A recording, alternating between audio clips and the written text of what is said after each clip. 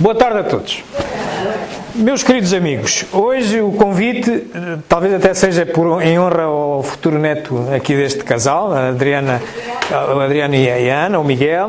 Vamos falar exatamente do que é que ele pode esperar, e que nós já estamos a lidar com isso, na sociedade atual, do que possa ser um espírita. Nós estamos na sociedade atual e nós somos espíritas.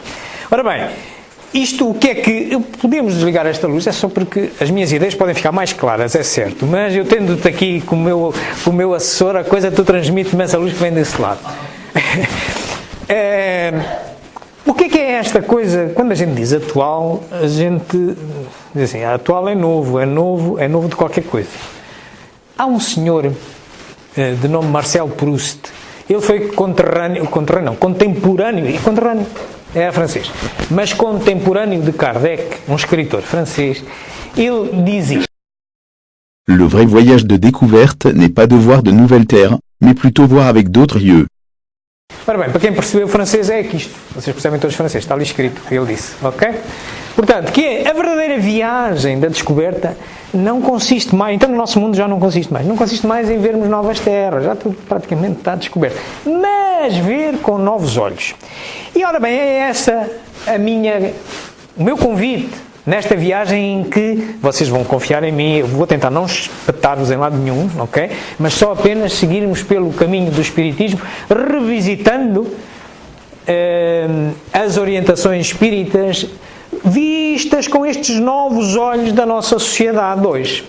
Claro que vamos sempre fazê-lo tendo por referência o que é o Espiritismo, que sabemos todos que é uma filosofia, porque nasce da justificação dos seus postulados, questão racional, que é uma ciência, porque de uma série daqueles postulados consegue justificar pela razão. Alguns deles até os consegue comprovar, isto é, repetir várias vezes e ler dali leis, como é o caso das capacidades mediúnicas, que também vêm descritas no livro dos médiuns, como é que elas acontecem, e é da experimentação que sai isso. E claro, desse esforço todo, sempre retirar orientações de conduta moral. Conduta moral, mas tem que ser através da ética. Porquê? Porque há uma diferença entre ética e moral, a gente vai recapitular mais adiante, em que a ética é um ramo da filosofia, e enquanto a moral está muito ligada aos costumes. Pensem só no caso que há aqui umas senhoras que estão hoje com calças, que é moral em Portugal hoje, não foi moral todo o tempo, aqui há uns anos atrás não era, e se hoje forem para o Afeganistão lá é imoral e vocês vão ser apedrejadas. Então o Espiritismo não se pode reger esta moral, este conceito de moral ligado à sociedade. Tem que poder justificar porque é que é bem ou o que é mau. E isso o que é? É filosofar. E isso o que é nos dias atuais, com os novos olhos, há um ramo da filosofia que se chama ética. Por isso, ética. Ok? Muito bem. Claro que sempre alinhado pelo que Kardec nos diz. E claro, Kardec há uma obra que eu recomendo. É pena ela não ser mais revisitada, porque alguém criou uma designação, uma catalogação do conjunto das obras de Kardec, que são muitas, passam as 30. Mas alguém pensou que as obras chamadas básicas, vamos dizer que as fundamentais, seriam apenas 5. E esta ficou de fora. Mas esta é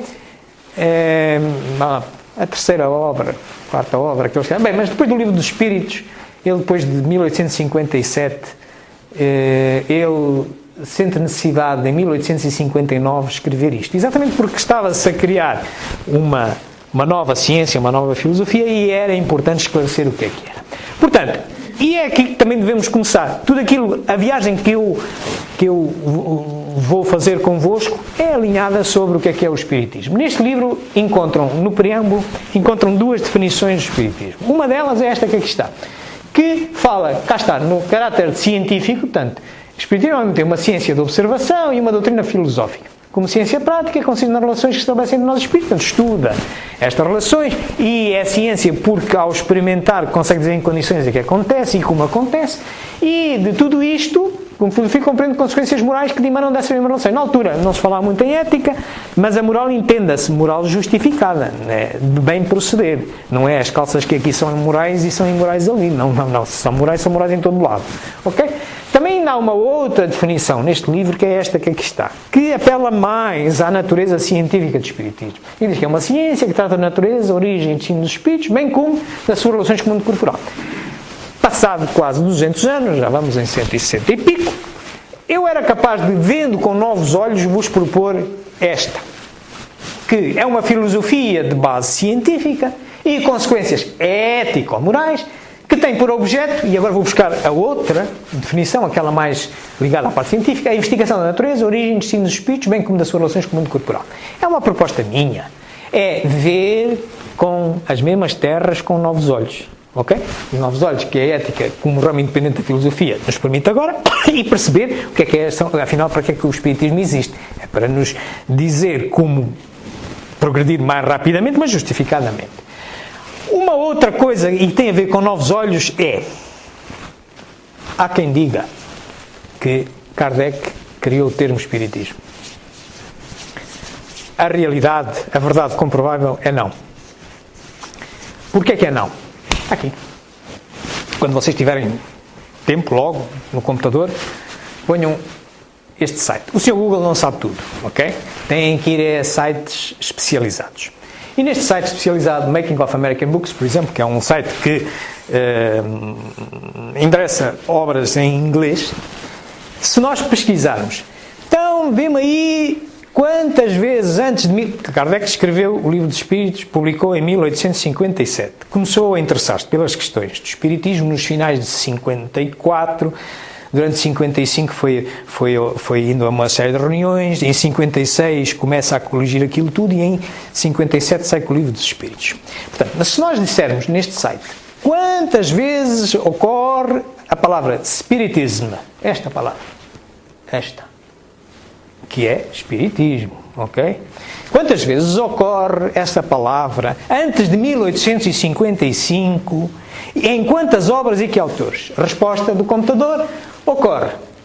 A primeira vez é de um autor muito interessante, os espíritas conhecem, Andrew Jackson Davis, e acontece em 1850, nesta obra, The Great Harmonia. 1850. Mas acontece mais, acontece 12 vezes. E só numa delas acontece 10 vezes aqui, 10 resultados. Aqui na Apocastasis de Leonard Marsh acontece 10 vezes. E a gente pode ir clicar nas páginas e vai lá ver exatamente onde é que vem isto. Então espera aí. Então o que é que Kardec fez aqui? Ele não criou a palavra espiritismo. Tira isto do mérito a Kardec? Não.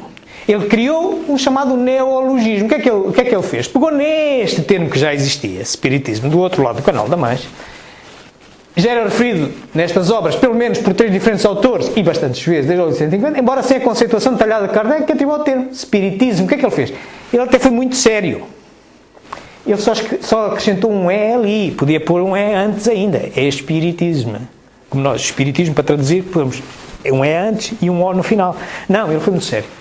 Fez um neologismo, é como eu pegar na palavra inglesa stop e dizer assim, stopar. Toda a gente vai perceber, porque eu estou a adaptar o stop de inglês e toda a gente vai perceber que é para parar. Isto é um neologismo também. É o que ele fez. É isto. Portanto, o que, na realidade, os olhos de hoje nos permitem ver é que isto é um neologismo, não tira nada ao mérito de Kardec. Ele pegou num termo que já existia, apropriou e deu-lhe uma conceituação mais específica. Ok? Novos olhos sobre as mesmas terras. Muito bem. Então, claro que ela é a filosofia. Como é que hoje podemos continuar a olhar para isto com tranquilidade? Bom, filosofar, dizia Platão que filosofia é o amor ao saber. E nestas questões a gente tem que olhar, se vamos olhar para o espiritismo e filosofia, temos que olhar bem para esta diferença do que é a realidade e o que é a verdade, porque a verdade é só uma versão da realidade. Já vamos ver porquê, vou-vos demonstrar porquê. Vamos olhar para os postulados filosóficos do espiritismo e depois porque é que é uma filosofia, porque é que é uma filosofia e quais são os conceitos que ela tem. Ora bem, olhando para esta questão da filosofia como genérico. Portanto, dizia o Platão, que é tido como o pai da filosofia, que a filosofia é o amor ao saber. E que o saber é a busca do conhecimento. Então, o que é o conhecimento? E ele diz que o conhecimento é a busca contínua da verdade. Mas cuidado, a verdade absoluta é inconcebível para o homem. Nós até, a respeito de pequenas coisas, esta garrafa tem um bocado de água. E pode-se dizer que, alguém pode dizer que ela está meia cheia, eu digo que está meia vazia, e outro vai medir a água que cá está e diz que tem 40 centilitros de água e 60 centilitros de ar, e todos têm razão.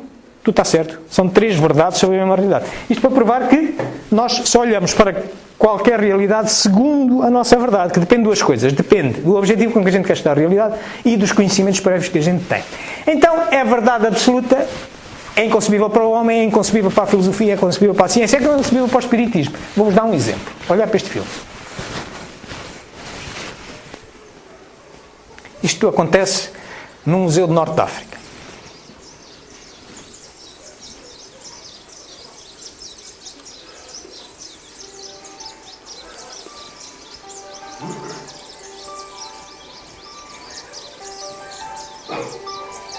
É o que é. A realidade é isto. É claro que vai um visitante que não teve muito tempo e viu a janelinha, foi à janelinha e tirou uma fotografia.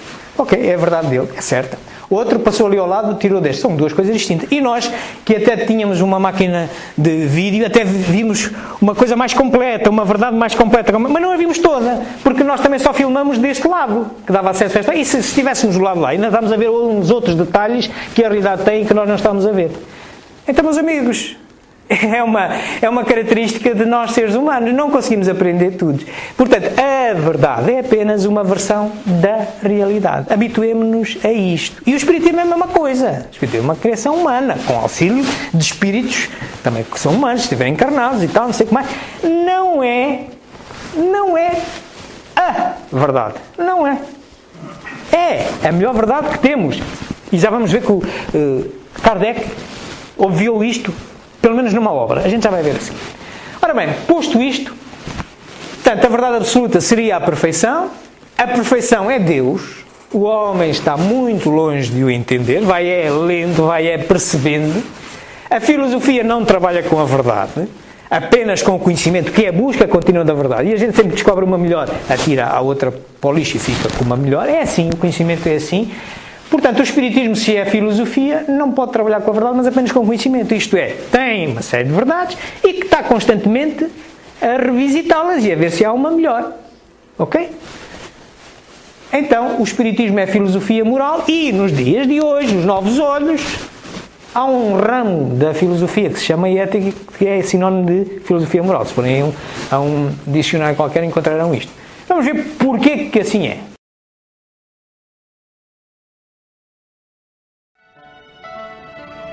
Foi em 1854 que pela primeira vez ouvi falar das mesas girantes. O fato não me pareceu radicalmente impossível.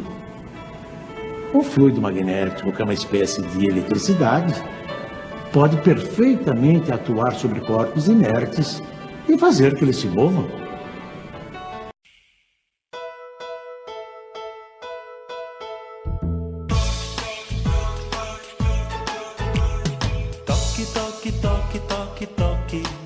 Pelas batidas as paredes falaram, e na Europa até as mesas giraram pra lá e pra cá,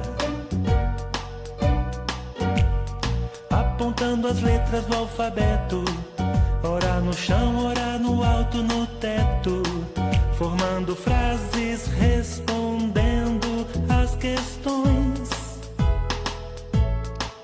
Quem é que estava por trás disso?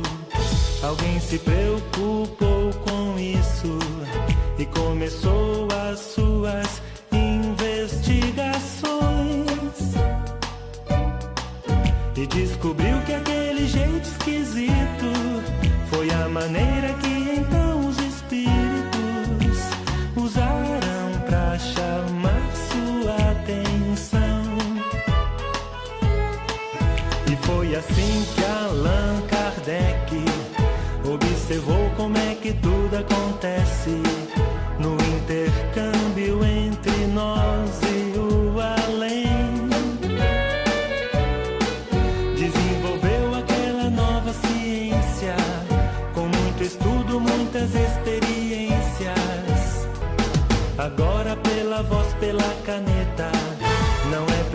preciso mais usar a prancheta, pois até mesmo pela intuição, nossos amigos espirituais sempre nos trazem as lições de paz, saudade, incentivo e muito mais, muito mais.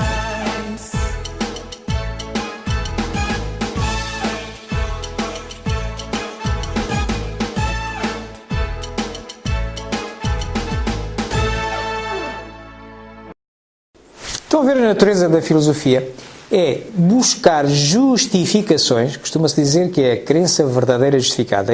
Nós pela filosofia podemos endereçar qualquer fenómeno, qualquer coisa que a gente observa.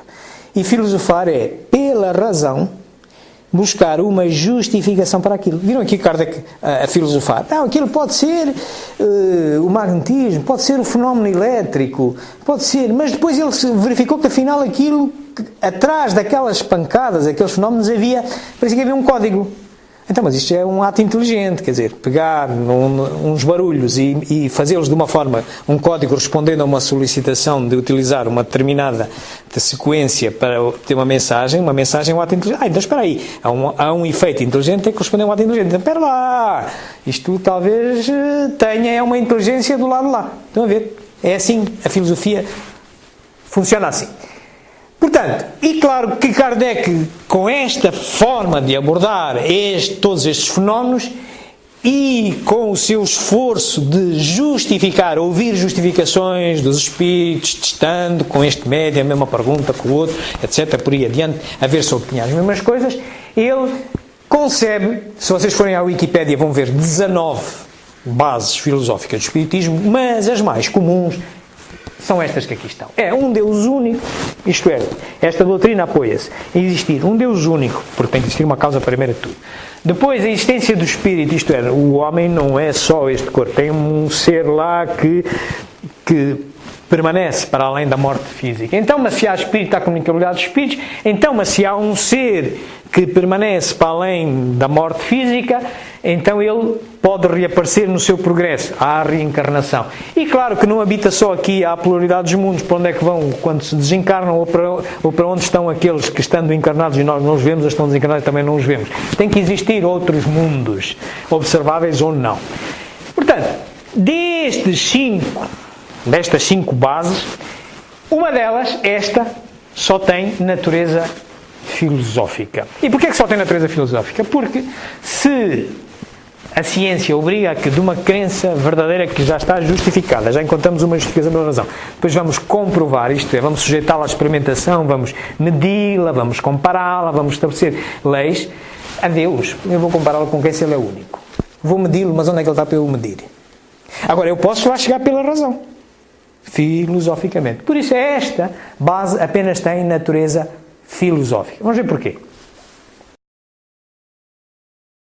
O Espiritismo tem na existência de Deus o seu princípio maior. Deus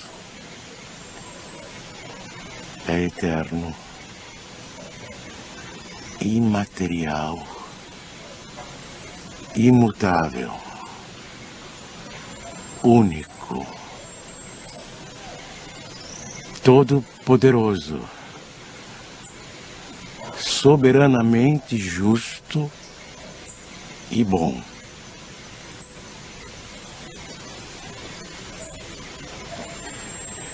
Este é o melhor conceito que a nossa limitada inteligência pode fazer daquele que criou o universo. Over the last few decades, scientists from around the world have been making discoveries which clearly show that an intelligent designer is responsible for the creation of the universe. Many believe that the entire universe came into existence out of nothing by chance. But if you really think about it, nothing couldn't bring the universe into existence because nothing produces nothing. Everything that begins to exist must have a cause. há 160 anos só lá se chegava, e como nós vimos ali Kardec a reproduzir, é um trecho que vem nas obras póstumas, e também parte dele vem no Livro dos Espíritos, só se pode chegar pela razão, pelas características que pode ter este Deus, mas é só pela razão, pelo pensamento que lá chega. E hoje, mesmo com os meios da ciência, a gente está outra vez nesta situação. Qualquer coisa que começa a existir tem que ter uma causa. Aquilo que não é obra do homem, chamemos o que a gente quiser chamar, Deus, causa primeira, mas tem que ter uma causa. Portanto, estamos na mesma. Isto é, sendo quase 2 séculos depois, revisitando, continua a ser uma filosofia, tem uma parte absolutamente filosófica, então na questão de Deus é absolutamente filosófica. Muito bem. Esta era a parte da filosofia, mas claro que há a parte científica do espiritismo. Senhores, ele era o que eu denominarei simplesmente o bom senso encarnado. Aplicava sem cessar à sua obra as indicações íntimas do senso comum. Esse estudo, que foi lento e difícil, tem que entrar agora num período científico.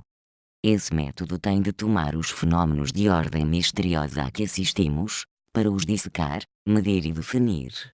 O espiritismo não é uma religião, mas uma ciência. Até à vista, meu caro Allan Kardec.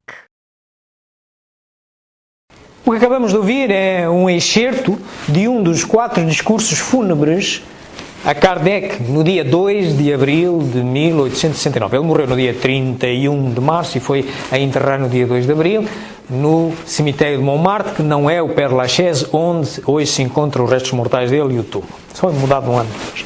E o discurso que nós ouvimos é um dos 4 que foi feito, e foi feito por Camille Flammarion, um astrónomo contemporâneo de Kardec, que também era médium, e que fez esta parte do discurso, em que aponta exatamente para a necessidade de o espiritismo, que já estava bastante bem consolidado filosoficamente, necessitava de agora impor-se ainda mais, comprovando aquilo que fosse possível, entrando na ciência. Ora bem, entrar na ciência significa primeiro perceber o que é a ciência e o que é o método científico, e então depois olhar para evidências científicas daquelas mesmas bases filosóficas que a gente tem, e olhar desde há 2 séculos para cá como é que a coisa evoluiu. Vamos primeiro recordar o que é a ciência. Então, o que é ciência? É um conhecimento dos fenômenos do mundo. A filosofia era um conhecimento racional da realidade. A gente pode colocar aqui realidade. Conhecimento dos fenômenos da realidade. Mas por que a ciência é o conhecimento dos fenômenos? Ficou uma coisa assim bem mais fraca. Porque antes a gente tinha conhecimento das coisas. Agora com a ciência a gente avançou muito, só que a gente tem conhecimento só dos fenômenos da coisa. Eu não tenho conhecimento da coisa mesmo, daquele determinado objeto. Eu tenho conhecimento apenas do fenômeno daquilo. Então, ciência é o conhecimento dos fenômenos do mundo que obedece um determinado método, um determinado procedimento. Uma observação, eu olho o nosso mundo, a realidade, os fenômenos que aparecem para mim, detecto um problema, lanço uma hipótese, hipofraco, hipótese. Eu tenho uma resposta, só que essa resposta é fraquinha ainda. É uma resposta, é uma possibilidade de resposta. Então, se eu tenho ainda uma possibilidade de resposta, eu não tenho uma resposta. Como é que eu vou conseguir a resposta? Fazendo testes. Depois desses testes é que eu posso dizer se essa minha hipótese se transforma numa tese, se transforma numa resposta que vá resolver aquele determinado problema. Tá bom? E se eu gerar resultados que possam se tornar leis gerais e universais, aí, meu querido, eu tenho ciência. Estão a ver? A ciência, por isso ela é filha da filosofia. Enquanto a filosofia pode endereçar tudo, até Deus, na ciência é uns fenómenozinhos desse ente maior, dessa realidade maior, aqueles que é possível nós medirmos, compararmos, explicarmos como é que eles funcionam e que obedecem a este método, que é chamado o método científico. Portanto, aqui tem esta a gente começa por observar algo, vamos perguntando, tentando justificar, criamos uma hipótese, hipótese. Já vimos, a hipótese é uma primeira resposta, por isso é hipo, pequeno, hipótese. Vamos ver se ela se consegue transformar em tese. E depois vamos à experimentação. Claro que a ferramenta especial, a ferramenta primeira do Espiritismo é a mediunidade, não é exclusiva do Espiritismo. É uma capacidade humana, não é exclusiva do Espiritismo. Mas a mediunidade está para o Espiritismo como a luneta está para a astronomia. Já repararam? A gente também olha para um corpo celeste através da luneta. E nós também olhamos para o outro mundo, para onde estão os outros espíritos, etc., através da mediunidade. Portanto, é a ferramenta que a gente utiliza. E depois vai experimentando, tirando conclusões, validando aquilo, vamos escrevendo livros, etc., não sei o que mais. Portanto, e o Espiritismo tem estas características.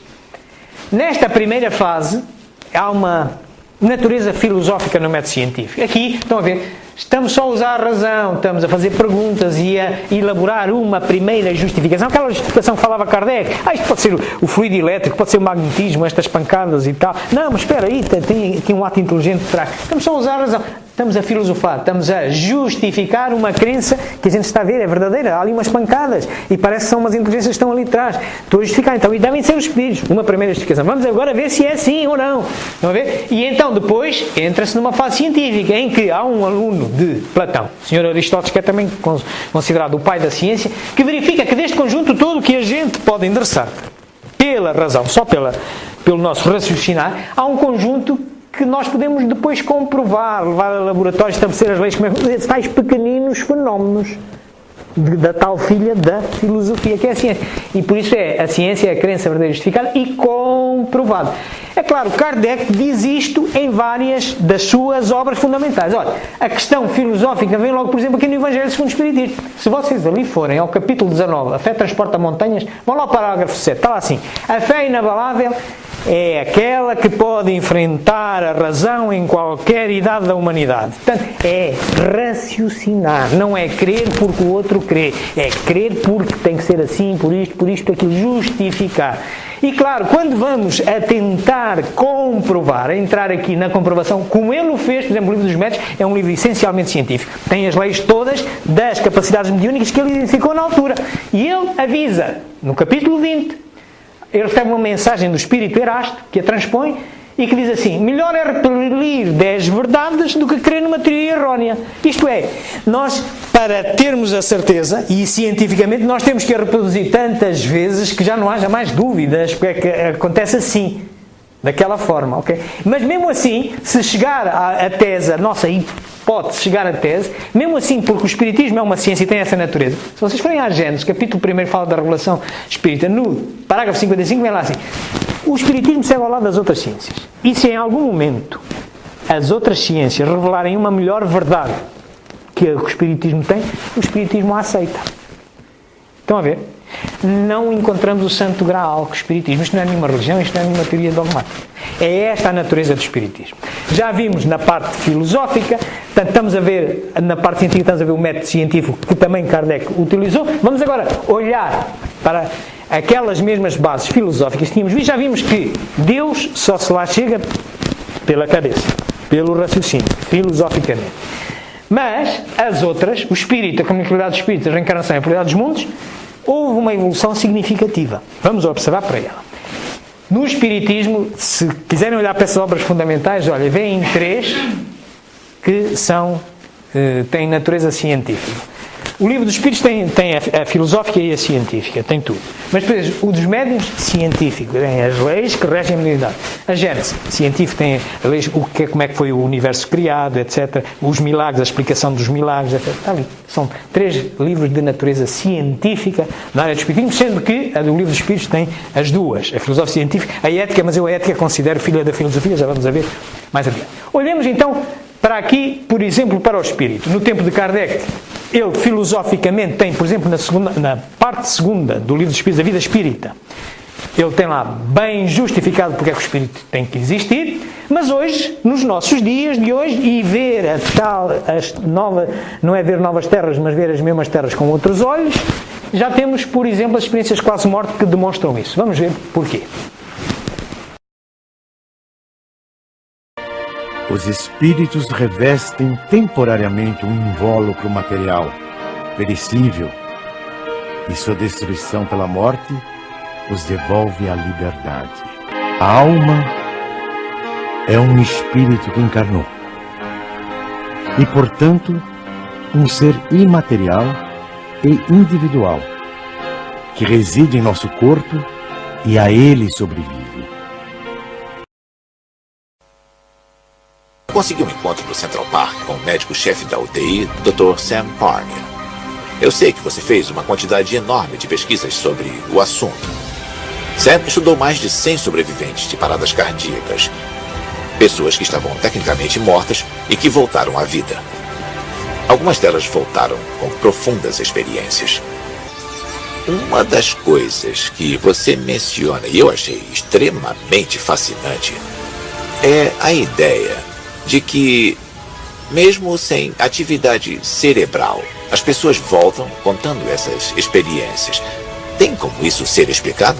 É importante compreender que, quando uma pessoa está morrendo e se torna um cadáver, é só nesse momento que as células dentro do corpo começam a passar pelo processo da morte, o que pode levar horas, se não até dias. E, na verdade, temos esse espaço de tempo em que podemos trazer a pessoa de volta à vida.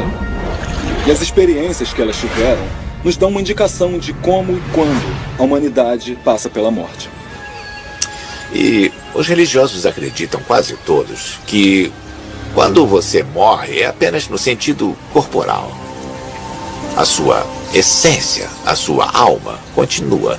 Existe algum apoio científico para a ideia da alma? Hoje em dia chamamos a alma de consciência na ciência. Então podemos testar essa teoria científica e ver se essa consciência continua ou se ela acaba.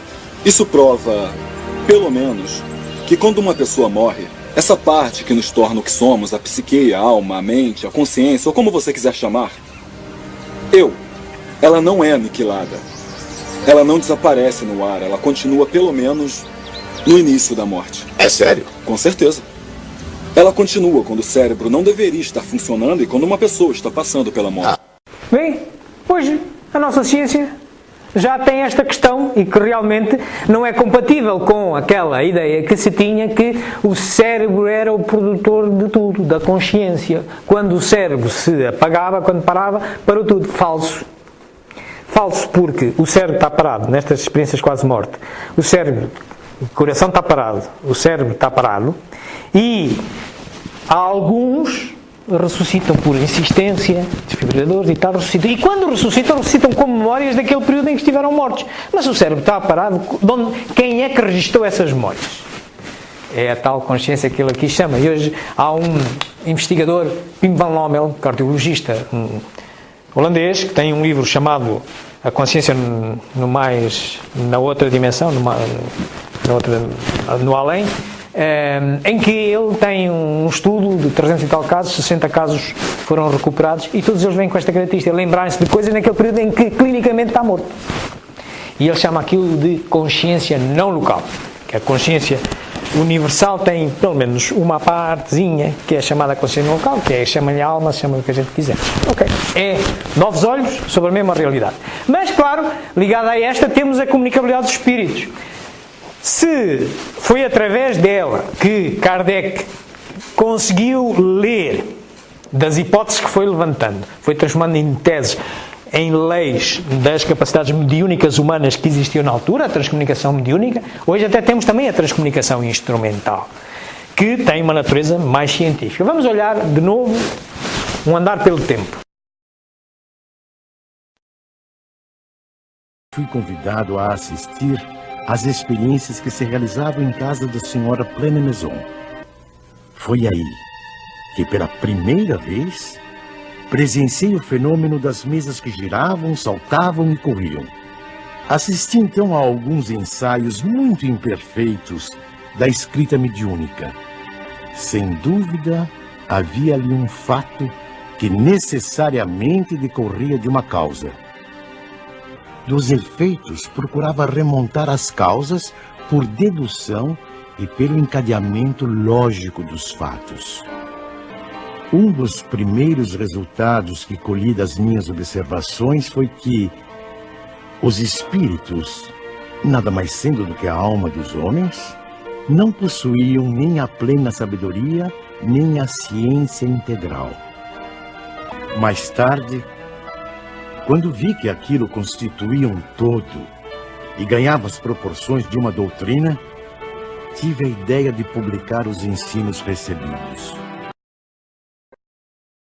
One day in the summer of 2002, Martha Copeland of Lawrenceville, Georgia, played back a sound recording she'd made earlier that day and heard the voice of her daughter Kathy disciplining her dog. That wouldn't have been so unusual, except that 6 months earlier, Kathy had died in an auto accident. One day in October 1987, Claude and Ellen Thorland of Sweden switched on their TV. Suddenly, this strange image appeared, and they quickly snapped it with their Polaroid camera. Only later did they learn that their friend Friedrich Jürgensen, a pioneering afterlife researcher who had died a few days earlier, was being buried at that very moment, 250 miles away. For more than a half-century, people throughout the world claim to have communicated with the dead using instruments of modern technology, such as tape recorders, radios, telephones, computers, and video systems. They call this phenomenon Instrumental Transcommunication, or ITC. Não existia no tempo de Kardec estes instrumentos eletrónicos para registro destas vozes e hoje existem. Vozes anómalas, imagens anómalas, mensagens em computador e que dizem ser dos falecidos, que estão do outro lado. Chama-se isto transcomunicação instrumental. Mais evidências com natureza científica comprovável com os nossos meios de hoje em dia. Claro que podemos também olhar para a reencarnação e ver hoje também já evidências de natureza científica. Filosoficamente, Kardec tem-nas bem definidas, em particular no livro dos Espíritos. Vamos olhar agora para como é que nos nossos tempos, nos nossos 2 últimos séculos, aparecem fenómenos que nos mostram a natureza científica do princípio reencarnatório. Vamos nos recorrer de memórias de vidas de criança e marcas de nascimento. Mas vamos olhar para como Kardec via a coisa e como nós hoje podemos ver.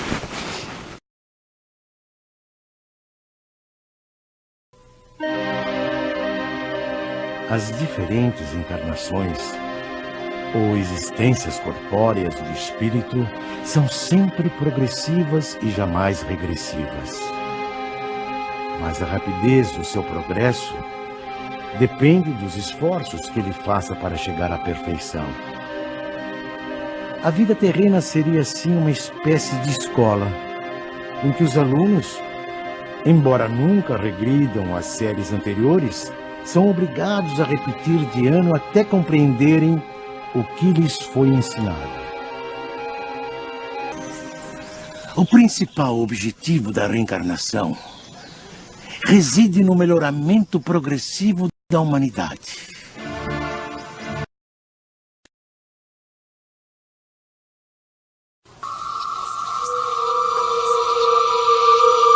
O que acontece após a morte? Nós podemos voltar? I think there is some likelihood of life after death. A resposta pode vir de crianças que lembram de uma vida antes de nascerem.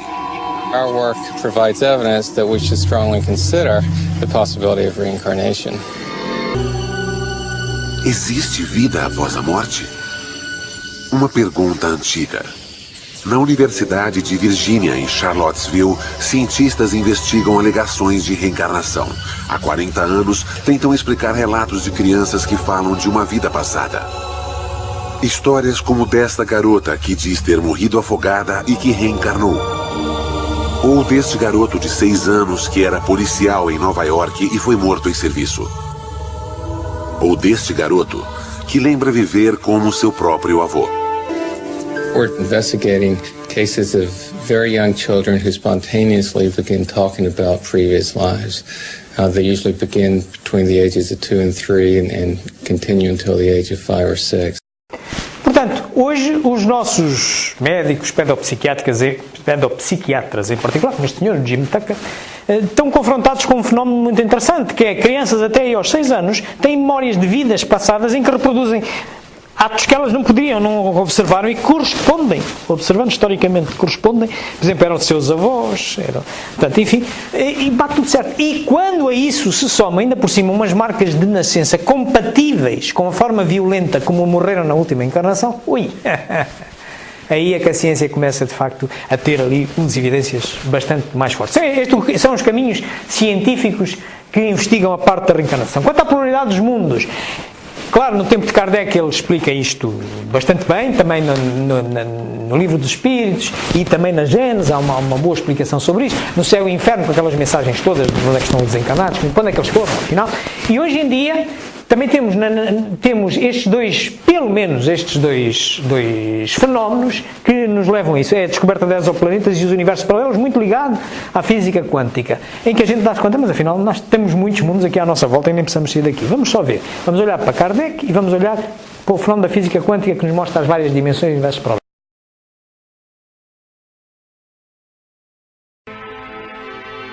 Segundo o Espiritismo, nos mundos que gravitam no espaço infinito, outras humanidades, em vários graus de adiantamento, encontram habitação adequada ao seu avanço.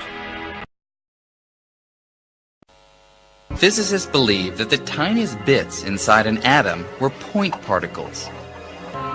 But string theory says that what we thought were indivisible particles are actually tiny vibrating strings. But it comes at a price. Parallel universes and 11 dimensions, most of which you've never seen. But we think these extra dimensions exist because they come out of the equations of string theory. Strings need to move in more than 3 dimensions. Our universe might be like a slice of bread, just one slice in a much larger loaf. And if these ideas are right, the bulk may have other slices, other universes. Some of them could resemble our universe. They might have matter and planets and, who knows, maybe even beings of a sort. Others could certainly be a lot stranger. They might be ruled by completely different laws of physics. Now, all of these other universes would exist within the extra dimensions of M-theory, dimensions that are all around us. Some even say they might be right next to us, less than a millimeter away. If we do live on a membrane, and there are parallel universes on other membranes near us, we may never see them, but perhaps we could one day feel them through gravity. So, who knows, maybe someday we'll develop the technology and use gravity waves to actually communicate with other worlds.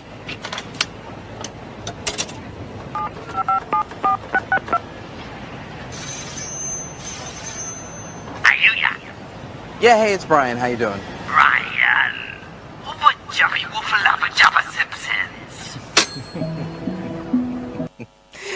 Parece que noutras dimensões também vêm os mesmos programas de televisão que nós nesta. E elas podem estar aqui ao nosso lado e nós não estamos a ver. Certo? Quando a gente numa reunião mediúnica recebe uma entidade que a gente não sabe se está encarnada ou se está desencarnada, mas que diz que nos está a observar e nós não observamos, qual é o problema? Se houver aqui, mesmo aqui ao lado, ouvir outra membrana e consiga comunicar connosco através de ondas gravíticas, do graviton, que é uma das 18 partículas elementares que hoje se conhece. Ok? Isto é para pensar. Bom, claro que fizemos um repasso pelas questões científicas, mas claro, de toda esta investigação filosófica e científica, o que é que o Espiritismo quer?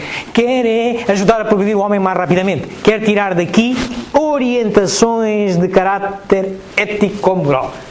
Moral no tempo de Kardec, ético-moral. Só é inabalável a fé que pode enfrentar a razão face a face, em todas as épocas da humanidade. Portanto, a este respeito, eu não posso fazer fé que alguém me diga, faz assim, porque toda a gente faz assim, e porque eu fiz assim, o teu avô já fazia. Não. Fé raciocinada. Tem que saber porque é que é. Então, se saber porque é, tem que filosofar. Tem que entrar no domínio da ética. Então, vamos olhar para as questões, neste particular, vamos ver para as questões do bem, como é que se deve entender, à luz de hoje, e a solidez doutrinária. Como é que, afinal, o Espiritismo tem que manter a sua solidez doutrinária, ver as mesmas terras com os novos olhos. Vamos olhar para as questões. Que definição se pode dar da moral? A moral é a regra de bem proceder, isto é, de distinguir o bem do mal. funda-se na observância da lei de Deus. O homem procede bem quando faz tudo pelo bem de todos, porque então cumpre a lei de Deus. Esta frase é pequenina, mas tem um monte de informação. E o que é que ela diz? Diz assim, a moral funda-se. Se funda está sobre algo ou tem de trás algo. É um produto, certo? Então, a moral é uma regra de comportamento que é ditada, que se baseia em quê? Na observância da lei. Neste caso, da lei de Deus. Observância, o que é observar uma lei? Se eu pegar agora, no Diário da República, de ontem, e for lá ver um decreto-lei, o que é que significa eu observar essa lei? Significa lê-la e, pela minha razão, interpretá-la e deduzir dali umas normas para a minha conduta. Certo? Portanto, então, significa que tenho uma lei, depois tenho que usar a razão para a compreender e entender e retirar dali uma conduta moral. Estão a ver a diferença entre moral e ética? Isto é ética. Vamos a um exemplo. Como se pode distinguir o bem do mal? O bem é tudo que é conforme à lei de Deus, e o mal é tudo que dela se afasta. Assim, fazer o bem é proceder de acordo com a lei de Deus. Fazer o mal é infringir essa lei. Pergunto eu, pena de morte é moral? Se fazer o bem é proceder de acordo com a lei de Deus, fazer o mal é infringir. Pena de morte é moral ou é imoral? Exatamente. Sim, não. Se olharem para este mapa-mundo que aqui está, nós verificamos, isto é atual, ficamos nos países a que está azul, onde nós nos incluímos, ela já é imoral. Mas não foi sempre assim. Em Portugal, há 150 anos, era moral. Isto é, era bem proceder, a sociedade reconhecia como bem proceder, que um juiz encarregado de julgar os crimes na sua sociedade procedia bem quando mandava matar um assassino que se provou que matou outro. E isso ainda é verdade hoje nos Estados Unidos, por exemplo. É verdade no Afeganistão, os países estão a vermelho. Então, e se agora o juiz fosse espírita? Então, ali ia bem proceder quando mandava matar o assassino. E chegava a Portugal, estava a mal proceder. E o espiritismo o que é que lhe diz? O espiritismo não se pode mover por isto. Como filosofia não se pode mover por isto. Então, vamos adiante. O homem tem meios de distinguir por si mesmo o que é bem do que é mal? Sim, quando crê em Deus e o quer saber. Deus lhe deu a inteligência para distinguir um do outro. Portanto, agora faço a minha pergunta. E a pena de morte é ética? Mesmo nos sítios onde ela é moral, é ética? Não. Em qualquer lugar, tempo e cultura, ela é antiética, mesmo se ninguém... E porquê? Deus, qual é a ferramenta que Deus nos deu? Olha esta. Então, mas espera, então eu tenho que justificar porquê que não é bem proceder. Então, uma justificação possível é esta. Olha, o homem é imperfeito, não é? Se é imperfeito, pode errar. Como juiz, pode errar. E se pode errar, não pode atribuir penas irreversíveis, certo? E a gente viu, nos Estados Unidos há aí 2 casos agora, não é? De indivíduos que foram condenados já há dezenas de anos, há pena de morte, por acaso não foram executados. Mas agora verificou-se que estão inocentes. Se os tivessem executados, como é que agora emendavam a mão? Portanto, a pena de morte é antiética em qualquer lugar, em qualquer momento. Estão a ver a diferença entre ética e moral? A ética é que determina, é o que está debaixo ou de trás da moral. A moral são as regras que a gente diz ao nosso filho. Não, fazes bem se fores à escola. Portanto, quando lhe explicamos, já estamos entrando no meio da ética, mas muitas vezes, quando ele não sabe, é ver como é que os outros fazem. Ok, é assim que a gente faz. Portanto, meus amigos, a pena de morte desaparecerá incontestavelmente e sua supressão assinalará um progresso da humanidade. Quando os homens estiverem mais esclarecidos, a pena de morte será completamente abolida da terra. Os homens não terão mais necessidade de ser julgados pelos homens. Estão a ver? O próprio livro dos Espíritos dá a resposta. Eu pus um problema cuja solução está no próprio livro dos Espíritos. Pergunta 760. Porquê? Porque o Espiritismo pauta-se pela ética e influencia a moral. Raciocina, a fé raciocinada, porque é que é bem, porque é que é mal, e depois sai uma coisinha pequena, é assim, fazemos assim. Não há todo dia estar a explicar, mas é assim. Agora, é claro que, pelo conhecimento, o Espiritismo tem que apontar com justificações porque determinado comportamento é bem ou mal. E esta história, o mal é sempre o mal, mesmo que todos pratiquem, e o bem continua a ser o mesmo que ninguém o pratique, certo?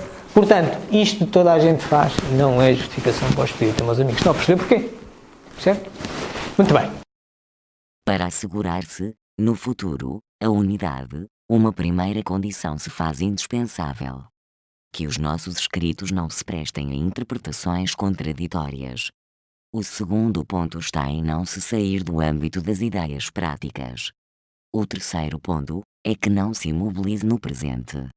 Assimilando todas as ideias reconhecidamente justas, de qualquer ordem que sejam, físicas ou metafísicas, ela jamais será ultrapassada, constituindo isso uma das principais garantias da sua perpetuidade. O que nós ouvimos é um discurso de Kardec que está na revista Espírita de 1868, chamado Projeto 1868, em que ele não sabia que ia morrer passado uns meses, mas ele fala nas ideias que tem, como é que se poderia manter a solidez do Espiritismo que nós estamos a ver. Portanto, ele diz, e também está representado nas obras póstumas, aqui na parte de cima, ele diz que 3 coisas há que evitar. Uma é evitar erros, mesmo de interpretação, a nossa linguagem é curta. E eu vou-vos demonstrar como é curta, mesmo com a codificação fundamental do Espiritismo. É não sair das ideias práticas, não nos pormos a viajar na maionese. O Espiritismo nasceu para resolver problemas práticos. Nada de coisas metafóricas. E tem que se adaptar aos novos tempos. Vamos começar por ali e evitar erros. A lei de Deus é eterna? É eterna e imutável como o próprio Deus. É verdade? Pode ser. O que nós ouvimos é a resposta à pergunta 615 do Livro dos Espíritos. É verdade? O que é eterno? Eterno é não tem princípio, não tem fim. Como é que a lei de Deus pode ser eterna se foi criada pelo próprio Deus? Está mal? Não, não está mal. O problema é que nós usamos a linguagem para comunicarmos. E a linguagem é curta, não é? Quantas vezes a gente diz assim, eu não consigo exprimir por palavras os meus sentimentos. É uma coisa que nos afeta a todos. Muitos dos nossos erros de interpretação vêm da linguagem que usamos. Portanto, meus amigos, mais uma convocatória para usar a razão. Certo? Tem um exemplo prático. Vamos olhar para a questão, não sair do âmbito das ideias práticas. Se vocês forem ao céu e inferno, tem uma série de mensagens de espíritos que estão noutra dimensão e tal. E há lá um capítulo que fala da intervenção dos demónios. E às vezes atribui-se aos demónios como se os demónios não fossem filhos de Deus, não fossem nossos irmãos. Atribui-se a eles muitas coisas, inclusivamente o problema do vício da droga. Vamos olhar para esse problema que é muito atual. Almost everything we think we know about addiction is wrong. If you, for example, break your hip, you'll be taken to a hospital and you'll be given loads of diamorphine for weeks or even months. Diamorphine is heroin. There are people near you being given loads of deluxe heroin in hospitals right now. So at least some of them should become addicts. But this has been closely studied. It doesn't happen. Our current theory of addiction comes in part from a series of experiments that were carried out earlier in the 20th century. The experiment is simple. You take a rat and put it in a cage with 2 water bottles. One is just water, the other is water laced with heroin or cocaine. Almost every time you run this experiment, the rat will become obsessed with the drugged water and keep coming back for more and more until it kills itself. But in the 1970s, Bruce Alexander, a professor of psychology, noticed something odd about this experiment. The rat is put in the cage all alone. It has nothing to do but take the drugs. What would happen, he wondered, if we tried this differently? So he built Rat Park, which is basically heaven for rats. It's a lush cage where the rats would have coloured balls, tunnels to scamper down, plenty of friends to play with, and they could have loads of sex. Everything a rat about town could want. And they would have the drugged water and the normal water bottles. But here's the fascinating thing. In Rat Park, rats hardly ever use the drugged water. None of them ever use it compulsively. None of them ever overdose. But maybe this is a quirk of rats, right? Well, helpfully, there was a human experiment along the same lines, the Vietnam War. 20% of American troops in Vietnam were using a lot of heroin. People back home were really panicked because they thought there would be hundreds of thousands of junkies on the streets of the United States when the war was over. But a study followed the soldiers home and found something striking. They didn't go to rehab. They didn't even go into withdrawal. 95% of them just stopped after they got home. If you believe Professor Alexander's theory, it makes perfect sense. Because if you're put into a horrific jungle in a foreign country where you don't want to be, and you could be forced to kill or die at any moment, doing heroin is a great way to spend your time. But if you go back to your nice home with your friends and your family, it's the equivalent of being taken out of that first cage and put into a human rat park. It's not the chemicals, it's your cage. We need to think about addiction differently. When we are happy and healthy, we will bond with the people around us. But when we can't, because we're traumatized, isolated or beaten down by life, we will bond with something that gives us some sense of relief. It might be endlessly checking a smartphone, it might be pornography, video games, Reddit, gambling, or it might be cocaine. Portanto, onde é que estão os demónios aqui? Nem são sequer os químicos. É a nossa jaula, nós precisamos todos nos ligar. E quando não conseguimos ligar com as outras pessoas, olha, é o telemóvel, é o jogo, é a heroína. A minha mãe já fez montes de operações e levou com diamorfina. A diamorfina é uma forma de heroína muito pura. Ela não está drogada. E vocês, quem de vocês aqui ainda não foi operado também não levou com isso? Não é o químico, é outra coisa. Não vamos a marinar nas ideias que o Espiritismo nasce para irmos a casos concretos. Por fim, o Espiritismo também diz que não se pode imobilizar no presente, o tempo vai andando. Não havia frigorífico no tempo de Kardec. Ele não pôs lá a doutrina lá dentro no congelador. Não, e nós estamos a ver ela a evoluir.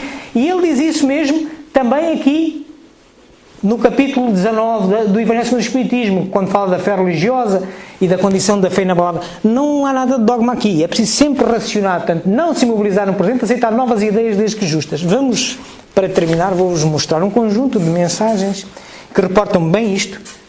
O que é dogmático e o que é que não é, o que é que o Espiritismo deve ser comparado com religiões. E no fim vocês vou chamar-vos a atenção para uma mensagem escrita por um jesuíta, um padre jesuíta, e vejam bem o que é que ele diz.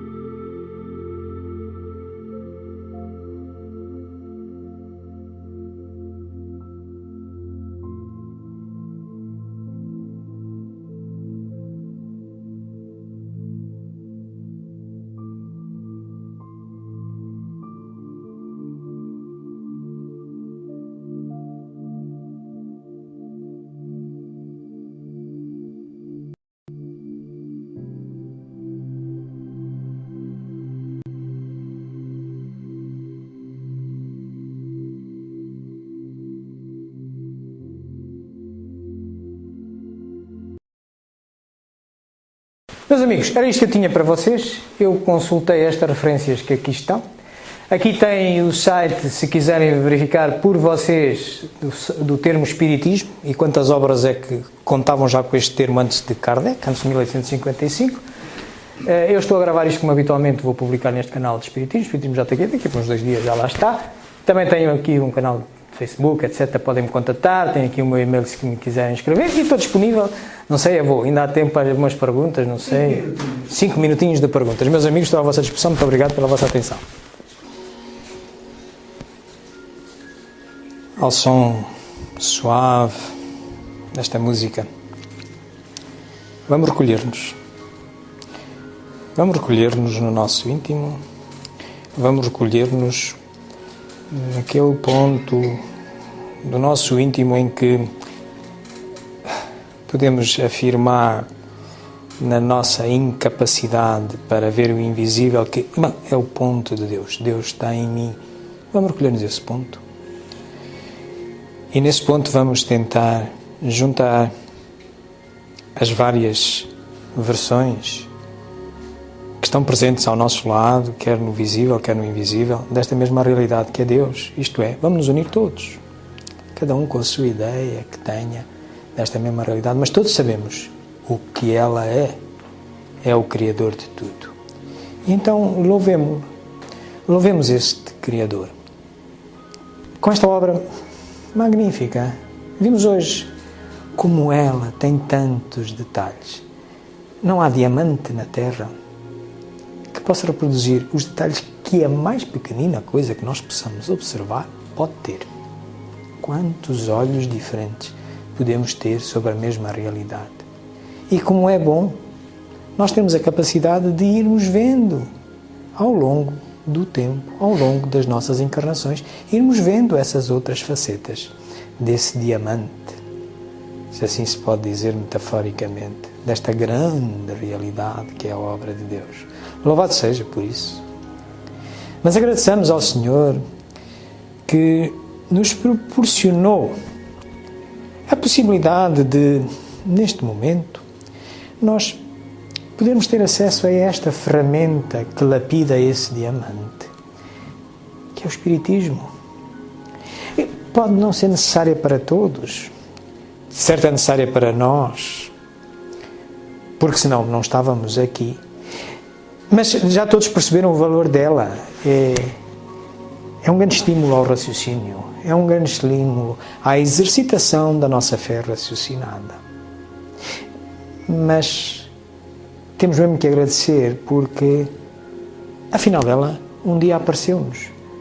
Se bem que a casualidade não existe, até nos pareceu que era casual, mas não, é causal, por algum motivo foi, e por isso devemos estar gratos a essa causa que nos proporcionou o encontro com esta ferramenta maravilhosa.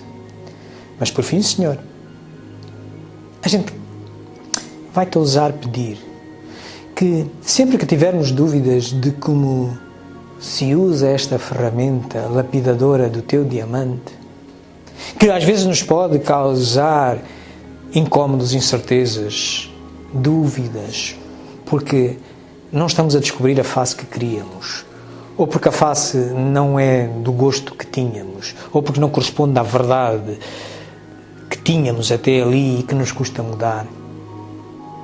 Que nesses momentos, Senhor, nos envieis as sugestões de como utilizar corretamente a ferramenta.